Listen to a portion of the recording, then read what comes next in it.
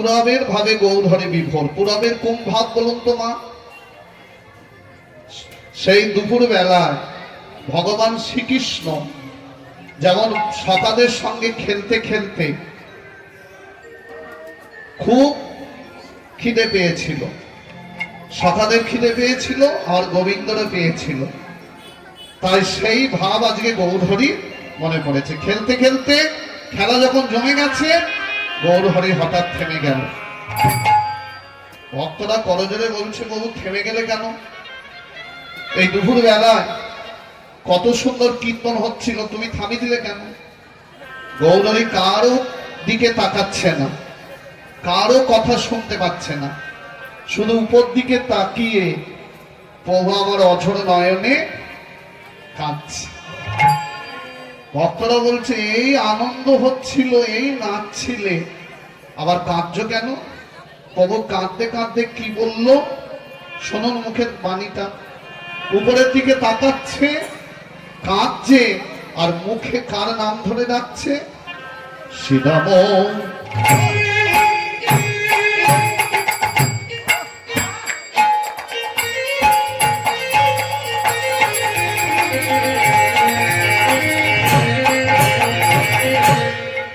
কি নাম ধরলো শুনতে পাচ্ছে তো পরিষ্কার? ওগো শ্রীরাম সুদাম। তার নাম ধরলো দুজন ভক্ত, দুজন সখা। কি নাম বললো? শ্রীরাম আর সুদাম। প্রভু ডাকিতে লাগিলা লাগিলা হরি শ্রীরাম সুদাম বলি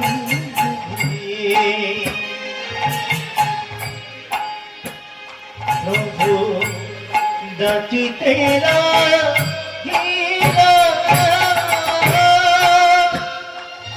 মায়েরা বাবারা খুব ভেবে উত্তর দেবেন কথাটা। বলুন তো গৌরহরি কোন যুগে খেলা খেলছে? দাপর যুগে, কলি যুগে। আর কার নাম ধরে ডাকছে? শ্রীরাম আর সুদাম। বলুন শ্রীরাম সুদাম কোন যুগের সখা, দাপরের না কলি যুগে? দাপরে। খেলছো কলি যুগে, তাহলে শ্রীরাম সুদাম বলে ডাকছো কেন? ওই যে একটু আগে গাইলাম না, পুরবের লীলা মনে পড়েছে। এবার আপনাদের প্রশ্ন করব, গৌরহরি হচ্ছে রাধা কৃষ্ণের মিলিত দেহ, দাদা বলাই হচ্ছে কলিযুগের নিতাই, শিবাস হচ্ছে দেবশ্রী নারদ, অদ্বৈত আচার্য হচ্ছে ভোলানাথ, হরিদাস, হরিদাসের মধ্যে কার শক্তি ছিল? সৃষ্টিকর্তা ব্রহ্মা। এবার আপনাদের প্রশ্ন করব, সবার তো নাম বললাম, বলুন তো দাপরের শ্রীদাম, দাপরের সুদাম কলিযুগে জন্ম নিয়েছিল, কি নাম? শিবাস তো নারদ, আর গদাধর হচ্ছে রাধারানীর শক্তি, যার নাম লাদিনী শক্তি। বলুন কে বলতে পারে? আপনাদের ঘরের সামনে জন্ম নিয়েছিল, জন্ম নয়, জন্ম বললে ভুল হবে। শ্যামানন্দ প্রভু হচ্ছে অদ্বৈত আচার্যের আবার আবির্ভাব। আপনাদের মেদিনীপুরে গোপীবল্লভপুরে, গোপীবল্লভপুর নয়, গোপীবল্লভপুরের নদীর এপারে ধারেন্দা গ্রাম। এবার আপনাদের বলি, অনেকে গুলি ফেলে গোপীবল্লভপুর ধারেন্দা এক করে দেয় না। গোপীবল্লভপুরে শ্যামানন্দের শিষ্য এসেছিল, যার নাম রসিকান্ত পুরী, আর ধারেন্দা গ্রামে শ্যামানন্দ, সেটা তো অদ্বৈত আচার্যের দ্বিতীয় প্রকাশ। জানেন নিতাই দাদা আবার এসেছিল কিনা? যার বৈষ্ণব কথা বলে আপনারা বাতাসা ছড়ানোর সময় গান, বাড়িতে বৈষ্ণব ঢুকলেই গান, হরি হরায় নম কৃষ্ণ। ওটা কার লেখা? নরোত্তম দাস ঠাকুর। এই নরোত্তম হচ্ছে দাদা নিতা।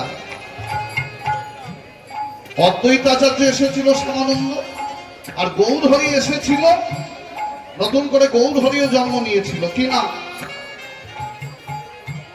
শ্রী চৈতন্য যারে কয় শ্রী নিবাস সে হয়। বর্ধপুরের শ্রীদাম কলিযুগে কি নাম হয়েছিল? আপনাদের ঘরের সামনে বাড়ি, আপনারাই জানেন, কোনদিন যদি যান দেখে আসবেন। তারপরে সুদাম কলিযুগে জন্ম নিয়েছিল কোথায়? তারপরে সুদামী তার ভালো নাম সুদামা। এই যে ভক্ত সুদামা সুদামা করি না, এই সুদামা হলো ভালো নাম, কিন্তু ডাক নাম হচ্ছে সুদাম, আর ভালো নাম সুদামা। তারপরে সুদামা, তারপরে সুদাম কি নাম বলুন না? জয়দেব তো বীরভূমি, যার নাম সুন্দরানন্দ পণ্ডিত। ওই যে দেখলেন গোষ্ঠলীলা গৌরচন্দিকায় আমরা সুন্দরানন্দের তত্ত্ব বলি। তারপরে সুদাম কলিযুগে সুন্দরানন্দ বর্ধমানে জন্মেছিল, আর তারপরে শ্রীদাম আমাদের হুগলি জেলা, আপনাদের মেদিনীপুর টপকেই হুগলি জেলা খানাকুলে এসেছিল, যার নাম অবিরাম ঠাকুর। দেখলেন তাপস যুগ থেকে সবাই মাতৃগর্ভে এসেছিল, একমাত্রই অবিরাম। তারপরে শ্রীদাম সরাসরি দাপট থেকে, মানে কোনো গর্ভে আসেনে, মাতৃগর্ভে আসেনে, সরাসরি দাপট থেকে কলিযুগে। কি নাম বললাম? অবিরাম ঠাকুর। আর এই যে গৌরী দুপুর বেলায় কীর্তন থামি দিয়ে সুদাম বলে ডাকছে, কেউ ভাব বুঝতে পারলো না, একজনই বুঝতে পারলো। কে মা? এই যে হেন কালী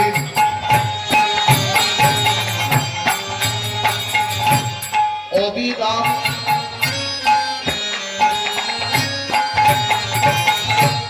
অবিরাম কেন বুঝতে পারলো? ও তো দাপরের শ্রীরাম, তাই গৌরের ভাব বুঝতে পেরেছে, এসে গেল। হেন কালী অবিরাম প্রভুর সম্মুখে আইলাম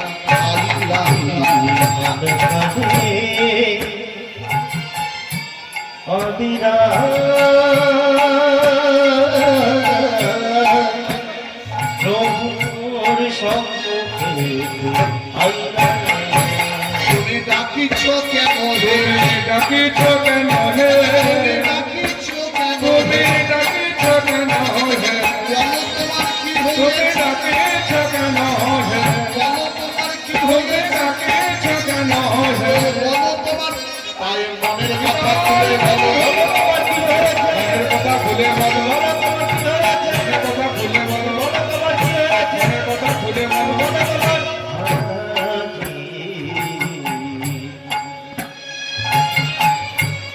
হেলো কালে অবিরাম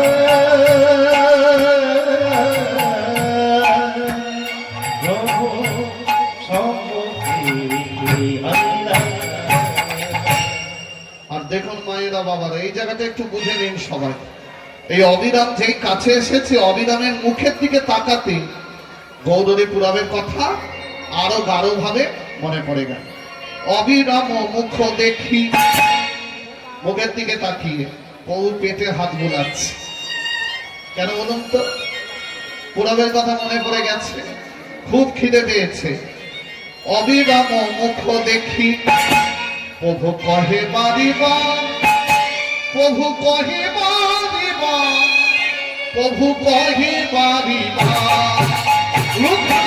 অবিরাম মুখ দেখি কহে বারে বারে প্রভু, কহে বারে বারে প্রভু, কহে বারে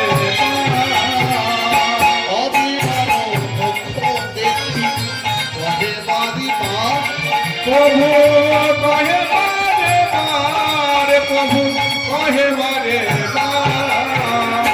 অবিরাম মুখ দেখি কহে বারে বারে প্রভু, কহে বারে বারে প্রভু, কহে বারে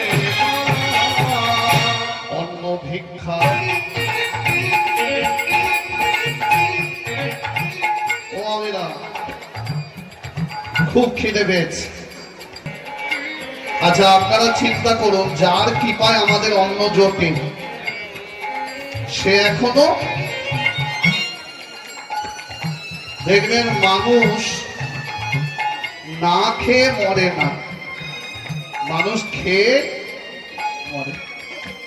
খেয়ে মরেছিল কে? বকাসুর। শ্রীকৃষ্ণকে খেলো, মরে গেল। নিয়ে মরেছিল কে? নিয়ে মরল কে বলুন? সীতাকে নিয়ে গেল, মরল কে? রাবণ। দিয়ে মরল, দিয়ে মরেছিল কে? দাতা কর্ণ। কবচ দিল, মরে গেল। চেয়ে মরেছিল কে? ভোলানাথের কাছে বর চাইল, যার মাথায় হাত দেবো ভস্মাসুর। ভোলানাথ বর দিয়ে দিল, যার মাথায় হাত দিবি সেই ভস্ম হয়ে গেল। পরীক্ষা করতে গেল, ভোলানাথ বলল আমি যেভাবে নাচবো তুইও নাচ, যদি হারাতে পারিস তাহলে আমার মাথায় হাত দিবি। ভোলানাথ হাত তুলে তুলে নিজের মাথায় দিল, সেও নিজে নিয়ে মরল। তাই মায়েরা খুব সচেতন হয়ে কীর্তন শুনতে হবে। গৌরী আজকে চাইছে, কি চাইছে? দুপুরবেলা যাও, তাড়াতাড়ি যাও। কোথায় যাবো বলু? অন্ন ভিক্ষা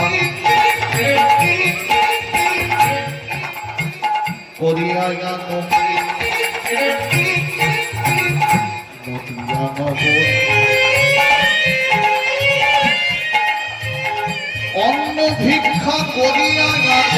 নদিয়া নগর। অন্ন ভিক্ষা করিয়া আনো নদিয়া নগর।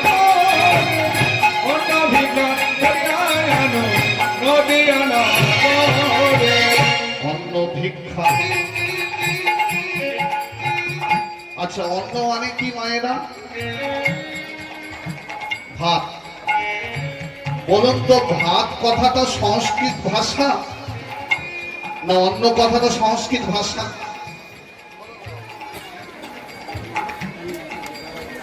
না, এই ভুলটা বংশ পরম্পরা চলে আসছে, তাই ঠিক করা যাচ্ছে না। পাতে দেওয়ার সময় যদি বলে অন্ন, অন্ন হচ্ছে বাংলা কথা, বাড়িতে যদি ডিকশনারি থাকে দেখে নেবেন। অন্ন হচ্ছে বাংলা ভাষা আর ভাত হচ্ছে সংস্কৃত ভাষা। কিন্তু পাতে দেওয়ার সময় কি বলি? বাংলাতেই বলি, দাদা একটু অন্ন দেব। এই ভুলটা যারা জেনে গেছে তারা আর অন্ন বলে না, আর ভাতও বলে না, তারা বলে দাদা একটু প্রসাদ দেব। কারণ তারা আসল তত্ত্বটা জেনে গেছে। আজকে গৌরী কি খেতে চাইলো? বাঙালির ছেলে তো, তাই বাংলা ভাষায় বলছে। যাও অন্ন ভিক্ষা করিয়া আনো নদিয়া নগর। তুমি অন্ন ভিক্ষা করিয়া আনো নদিয়া নগর। অন্ন ভিক্ষা করিয়া আনো নদিয়া নগর। অন্ন ভিক্ষা করিয়া আনো নদিয়া নগর। এত দেখি অবিরাম ভিক্ষাই যে চলিলাম। প্রভু